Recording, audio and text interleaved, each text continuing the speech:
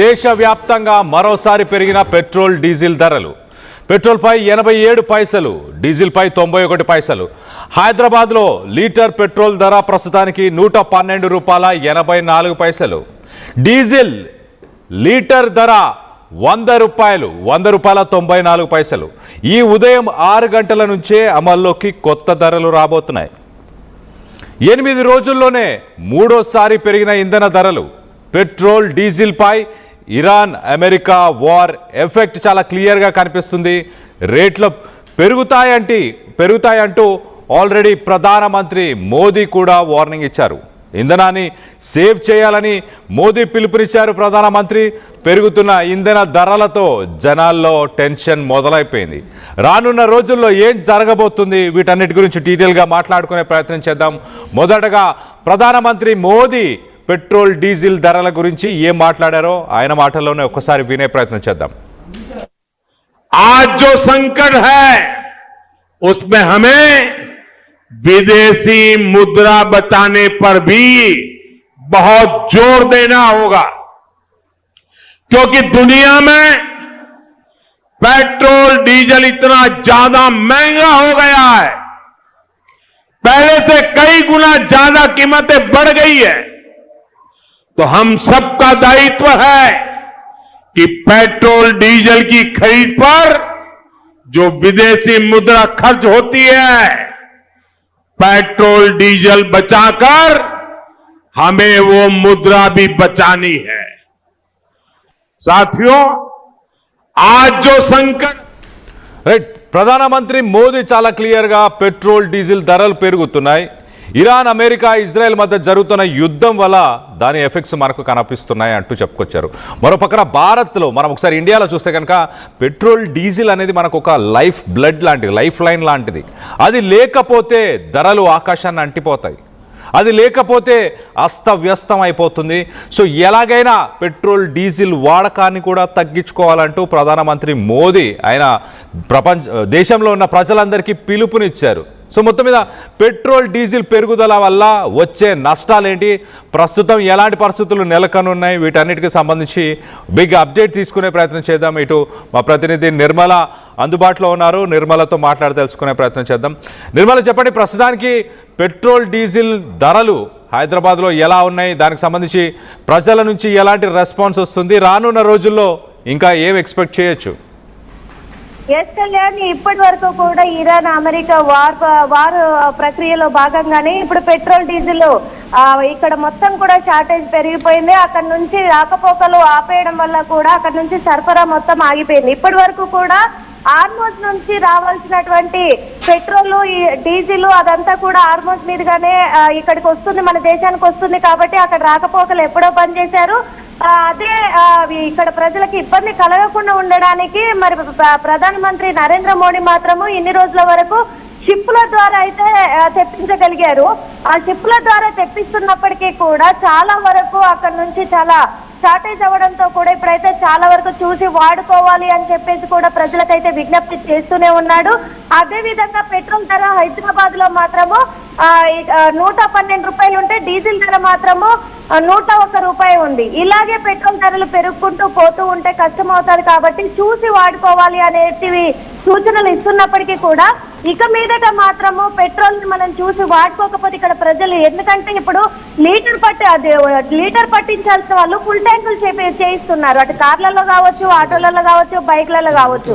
దొరకదేమో అనే ఇది తోటి ఎక్కువ కూడా పట్టించుకుంటూ కూడా వాళ్ళు అవే చేసుకోవడం వల్ల పెట్రోల్ డీజిల్ అనేది చాలా వరకు కూడా నో స్టాక్ బోర్డులు మొన్నటి వరకు చూసాము. ఇక మీదటనైతే ఏకంగా పెట్రోల్ బంకులే క్లోజ్ చేసుకోవాల్సిన పరిస్థితి ఏర్పడుతుందేమో అని చెప్పేసి కూడా ఆందోళనకరమైన పరిస్థితులు ఏర్పడబోతున్నాయని కూడా దేశవ్యాప్తంగా కూడా సూచనలు అయితే ఇస్తున్నప్పటికీ ప్రజలు కొంచెం అప్రమత్తం అవ్వాల్సిన అవసరం అయితే ఎంతగానో ఉంది.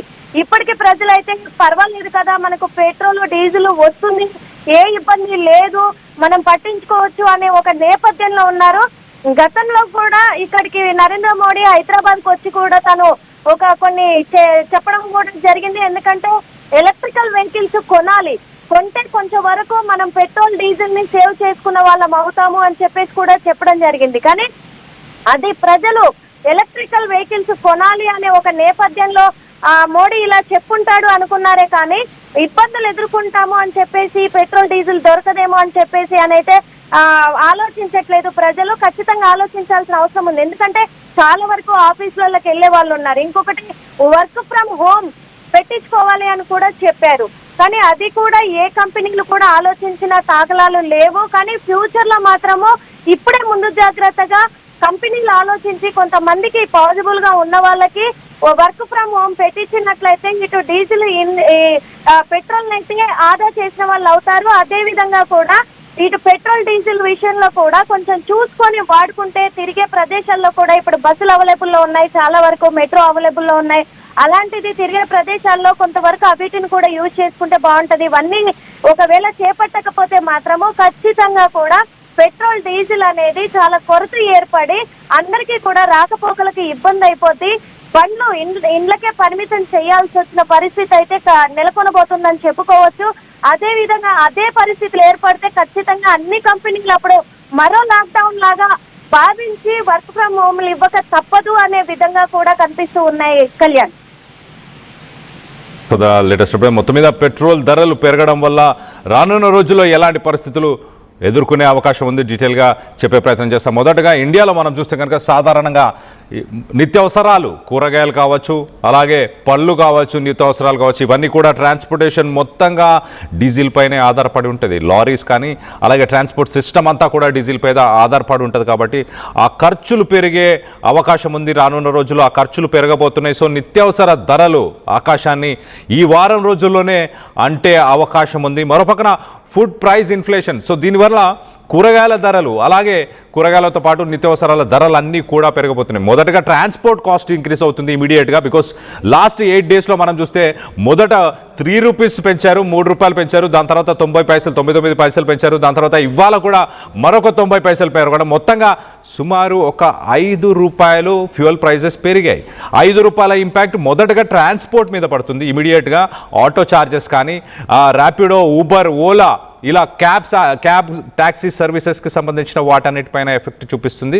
దాని తర్వాత నెక్స్ట్ నిత్యావసరాలు ఇమీడియట్గా ఉప్పు, పప్పు, పాలు, పెరుగు, కూరగాయలు, అలాగే కూరగాయలతో పాటు ఫ్రూట్స్, వీటన్నిటిపైన ఇమీడియట్గా నెక్స్ట్ ఎఫెక్ట్ చూపించబోతుంది. దాని తర్వాత ఒకసారి ఖర్చులు పెరిగిన తర్వాత అంటే ట్రాన్స్పోర్ట్ ఖర్చులు అలాగే ఇంట్లో రోజు వాడే నిత్యావసరాల ధరలు పెరిగిన తర్వాత ఇంట్లో ఏదైతే ఒక కొంత సేవింగ్స్ చేసుకునే డబ్బులు ఏవైతే ఉంటే ఆ డబ్బులను కూడా ప్రస్తుతానికి ఇది తినేస్తుంది. ఈ పెట్రోల్ డీజిల్ ప్రైస్ పెరగడం వల్ల ఆ డబ్బులు కూడా తగ్గిపోయే అవకాశం ఉంది. సో సేవింగ్స్ కూడా తగ్గే అవకాశం ఉంది. మీరు ఏదైతే పొదుపు చేసుకుందామని కొన్ని డబ్బులు పొదుపు చేసుకుందాం అనుకుంటున్నారో ఆ పొదుపు చేసే డబ్బులు కూడా కొంత తగ్గిపోయే అవకాశం ఉంటుంది. దాని తర్వాత నెక్స్ట్ అగ్రికల్చర్ సెక్టార్, వ్యవసాయ రంగం పైన భారీగా దీనిపై ఎఫెక్ట్స్ ఉండబోతున్నాయి. ఎంతగా ఎఫెక్ట్స్ ఉండబోతున్నాయి అంటే వ్యవసాయ రంగం మనందరికీ తెలిసిందే.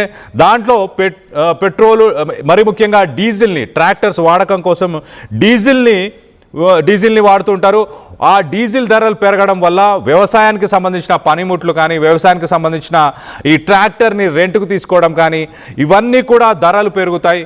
దాంతో వ్యవసాయ రంగానికి కూడా భారీ దెబ్బ అని చెప్పొచ్చు. హై డీజిల్ ప్రైజెస్ డైరెక్ట్గా వ్యవసాయానికి సంబంధించి కల్టివేషన్, స్క్వీజింగ్, ప్రాఫిట్స్ తగ్గే అవకాశాలు ఉన్నాయి. ఒక ఖర్చు పెరుగుతుంది అని అంటే వ్యవసాయ రంగంలో వాళ్ళకి వచ్చే రాబడి కూడా తగ్గే అవకాశం ఉంటుంది. మరోపక్కన 4 రోజులకే ఒకేసారి పెరుగుతుంది పెట్రోల్ డీజిల్. 4 రోజులకు ఒకసారి పెట్రోల్ డీజిల్ ధర పెరుగుతూనే ఉంది. మళ్ళీ 27వ తేదీన మళ్ళీ రేట్లు పెరగబోతున్నట్టు తెలుస్తుంది. ఇప్పటికే 5 రూపాయలు పెరిగింది.